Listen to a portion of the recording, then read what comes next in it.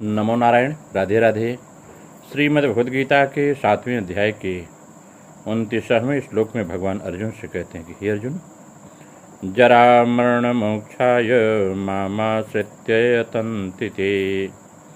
जरा मरण मोक्षाय ममाश्रित्य यतन्ति ये। ते ब्रह्म तद्विदो कृष्ण मध्यात्मं कर्म चाखिलम्। भगवान कहते हैं कि अर्जुन, जरा मरण मोक्षाय, वृद्धावस्था और मृत्यु से मुक्ति पाने के लिए जो मनुष्य मेरा आश्रय लेकर प्रयत्न करते हैं, वे उस ब्रह्म को, संपूर्ण अध्यात्म को और संपूर्ण कर्म को जान जाते हैं। यहाँ भगवान ने समग्र कहा है, जरा मरण मोक्षाय ममाश्रित्य यतन्ति ये। यहाँ जरा माने वृद्धावस्था और मनुष्य मुक्ति पाने का अर्थ यह नहीं कि ब्रह्म, आध्यात्म और कर्म का ज्ञान होने पर वृद्धावस्था नहीं होगी, शरीर की मृत्यु नहीं होगी, इसका मतलब नहीं है। इसका अर्थ यह है कि बोध हो जाने के बाद शरीर में आने वाली वृद्धावस्था, मृत्यु तो आएगी ही, पर ये दोनों अवस्थाएं उसको दुखी नहीं कर सकेंगी। यहाँ कहने का अर्थ कि भूत प्रकृति मोक्षम कहने का अर्थ यह है कि भूत और प्रकृति अर्थात कार्य और कारण से संबंध विच्छेद होने में है। जैसे कोई युवा पुरुष है तो उसकी अभी न वृद्धावस्था है और न मृत्यु है, अतः वह जरा मरण से अभिमुक्त है, परंतु वास्तव में वह जरा मरण से मुक्त नहीं है, क्योंकि जरा मरण के कारण शरीर के साथ जब तक संबंध है तब तक जरा मरण से रहित होते हुए वह इनसे मुक्त नहीं है। परंतु जो जीवन मुक्त महापुरुष हैं, उनके शरीर में जरा और मरण होने पर भी वे इससे मुक्त हैं। अतः जरा मरण से मुक्त होने का अर्थ है जिसमें जरा और मरण होते हैं, ऐसे प्रकृति के कार्य शरीर के साथ सर्वथा संबंध विच्छेद होना। जब मनुष्य शरीर से एक साथ तादात्म्य मैं यही हूँ मान लेता है, तब शरीर के वृद्ध होने पर मैं वृद्ध हो गया, शरीर के मरने को लेकर मैं मर जाऊंगा ऐसा मानता है। यह मानता शरीर मैं हूँ और शरीर मेरा है, इस पर टिकी हुई है। इसलिए भगवान ने कहा है कि जन्म, मृत्यु, जरा और व्याधि में दुख रूप दोषों को देखना कि शरीर के साथ मैं और मेरापन का संबंध न रहे। जब मनुष्य मैं और मेरेपन से मुक्त हो जाएगा, तब वह जरा मरण आदि से मुक्त हो जाता है। भगवान कहते ममाश्रित्य यतन्ति। इसका अर्थ यह है, इन दो बातों को कहने का तात्पर्य कि मनुष्य अगर स्वयं यत्न करता है तो अभिमान आता है कि मैंने ऐसा कर लिया, ऐसा हो गया। अगर स्वयं यत्न न करके भगवान के आश्रय में सब कुछ हो जाएगा ऐसा मानता है, तो वह आलस्य और प्रमाद में था संग्रह और भोगों में लग जाता है।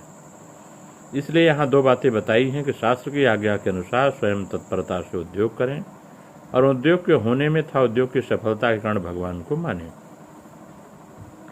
जो नित्य निरंतर व्यक्त हो रहा है, ऐसे शरीर संसार को मनुष्य प्राप्त और अस्थायी मान लेता है। जब तक वह शरीर और संसार को अस्थायी मानकर उसे महत्ता देता रहता है, तब तक साधना करने पर भी उसको भगवत प्राप्ति नहीं होती। अगर वह शरीर संसार को अस्थायी न माने, उसको महत्व न दे, तो भगवत प्राप्ति में देरी नहीं लगेगी। अतः इन दोनों बाधाओं को अर्थात शरीर संसार की स्वतंत्र सत्ता को और महत्ता को विचार पूर्वक हटाना ही यत्न करना है। परंतु जो भगवान का आश्रय लेकर यत्न करते हुए श्रेष्ठ हैं, उनका तो यही भाव रहता है कि उस प्रभु की कृपा से ही साधन भजन हो रहा है। भगवान की कृपा का आश्रय लेने से और अपने बल का अभिमान न करने से वे भगवान के समग्र रूप को जान लेते हैं।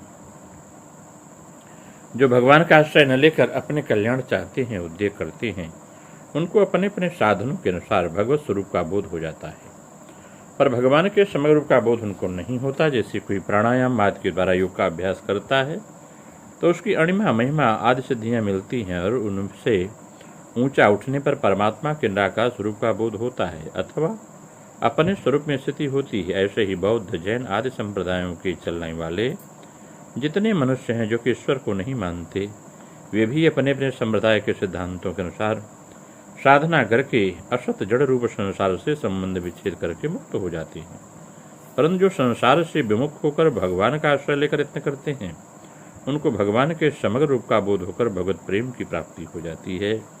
यह विलक्षणता बताने के लिए भगवान ने यहाँ ममाश्रित्य यतन्ति कहा है। ते ब्रह्म तद्विदो। इस तरह से प्रयत्न करने पर, साधना करने पर जो मेरे स्वरूप को, जो निर्गुण निराकार है, जो मन बुद्धि इंद्रियों आदि के विषय नहीं है, जो सामने नहीं है, शास्त्र जिसका परोक्ष रूप से वर्णन करते हैं, उस सच्चिदानंद ब्रह्म को जान जाते हैं। उस परमात्मा की सत्ता प्राणी मात्र में स्वतः सिद्ध है। कारण कि जब परमात्मा किसी देश में न हो, किसी समय में न हो, किसी वस्तु में न हो, किसी व्यक्ति में न हो, ऐसा नहीं है, बल्कि वह सब देश में है, सब समय में है, सब वस्तुओं में है, सब व्यक्तियों में है, सब ही परमात्मा। ऐसा होने पर भी वह अप्राप्त क्यों दिखता है? जो पहले नहीं था, बाद में नहीं रहेगा, अभी मौजूद रहते प्रतिक्षण वियुक्त हो रहा है, अभाव में जा रहा है। ऐसे शरीर संसार की सत्ता और महत्ता स्वीकार कर ली, इसी से नित्य प्राप्त परमात्म अप्राप्त दिख पड़ता है। कहते हैं कि वे संपूर्ण आध्यात्म को जान जाते हैं। संपूर्ण जीव तत्व से क्या है, इस बात को वे जान जाते हैं। भगवान ने कहा है कि जीव के द्वारा एक शरीर को छोड़कर दूसरे शरीर को प्राप्त करने को विमूढ़ पुरुष नहीं जानते और ज्ञान चक्षु वाले जानते हैं। इसको जानने का अर्थ यह नहीं कि जीव कितने हैं, वे क्या क्या करते हैं, उनकी क्या क्या गति होती है, इसको जानते हैं, बल्कि आत्मा शरीर से अलग है, इसको तत्व से जाने जाते हैं अर्थात अनुभव कर लेते हैं। भगवान के आश्रय से साधक का जब क्रियाओं और पदार्थों से संबंध विच्छेद हो जाता है, तब वह आध्यात्म तत्व को अपने स्वरूप को जान जाता है। केवल अपने स्वरूप को ही नहीं, बल्कि तीनों लोकों 14 भुवनों में जितने भी स्था और जन्म प्राणी हैं, उन सबका स्वरूप शुद्ध है, निर्मल है, प्रकृति से असंबद्ध है। अनंत जन्मों तक अनंत क्रियाओं शरीर के साथ एकता करने पर भी उनकी कभी एकता हो ही नहीं सकती, और अनंत जन्मों तक उनके स्वरूप का बोध न होने पर भी वे अपने स्वरूप से कभी अलग हो ही नहीं सकते। ऐसा जानना संपूर्ण अध्यात्म तत्व को जानना है। वे संपूर्ण कर्मों के वास्तविक तत्व को जान जाते। कर्मम चाखिलम विदु।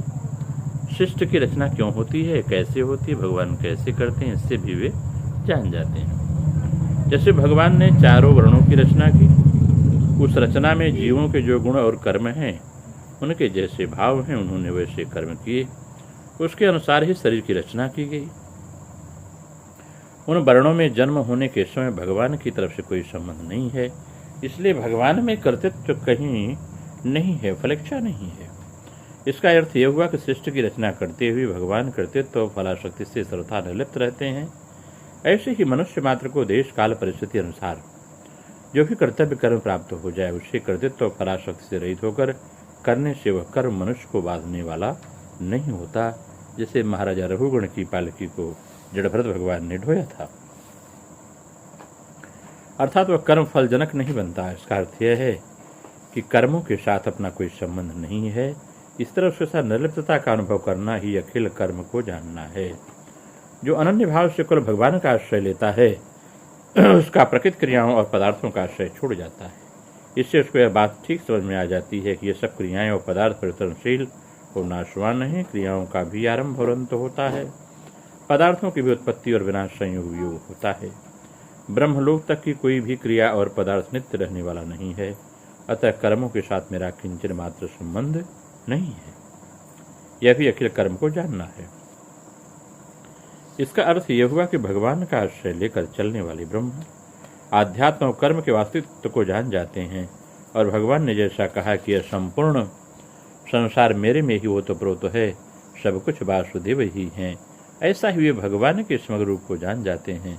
ब्रह्म आध्यात्म और कर्म सभी भगवत स्वरूप ही हैं, भगवान के सिवाय इसमें दूसरी कोई सत्ता नहीं है। अगर इसकी हम क्रिया योग के माध्यम से व्याख्या करें तो यह बात और ही स्पष्ट और समझ में आती है कि क्रिया योगी कैसे इसको देखता है। भगवान कहते हैं कि हे अर्जुन, देह प्राप्त करके देही का परम संकटावस्था होती है जरा और मरण। जो देह प्राप्त करता है उसे जन्म और मृत्यु से भय लगता है। सुंदर बलिष्ठ देह जरा में जीर्ण होती जाती है। आज जो परम सुंदर दिखता है वह कल श्रीभ्रष्ट और कुरूप हो जाता है। काल के वशुभूत जीव काल के साथ द्वारा सदा परिवर्तित रहते हैं, यह प्रकृति का नियम है। इसे प्राकृतिक नियम कहते हैं। भोग सुख में आसक्त जीव कलाकृत इन सब परिवर्तनों को पसंद नहीं करता। वह सर्वदा रूप में, रस में, भोग में डूबा रहता है। परंतु जीव की यह वासना कभी पूर्ण नहीं होती। भोग करते करते आशा पूरी होते न होते जीवन समाप्त हो जाता है। मन की आशा मन में ही रह जाती है।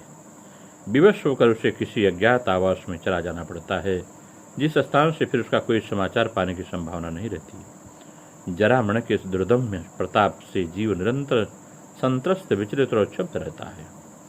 जन्म मरण के इस पंजे से त्राण तो सभी पाना चाहते हैं, परंतु निश्चय निष्कृति पाने का उपाय नहीं जानते। विषय विमुक्षित से अनन्य शरण होकर भगवान का आश्रय लिया जाए तो काल भय दूर हो सकता है। आध्यात्म कर्म के द्वारा जब क्रिया की परावस्था व्यक्ति को प्राप्त होती है,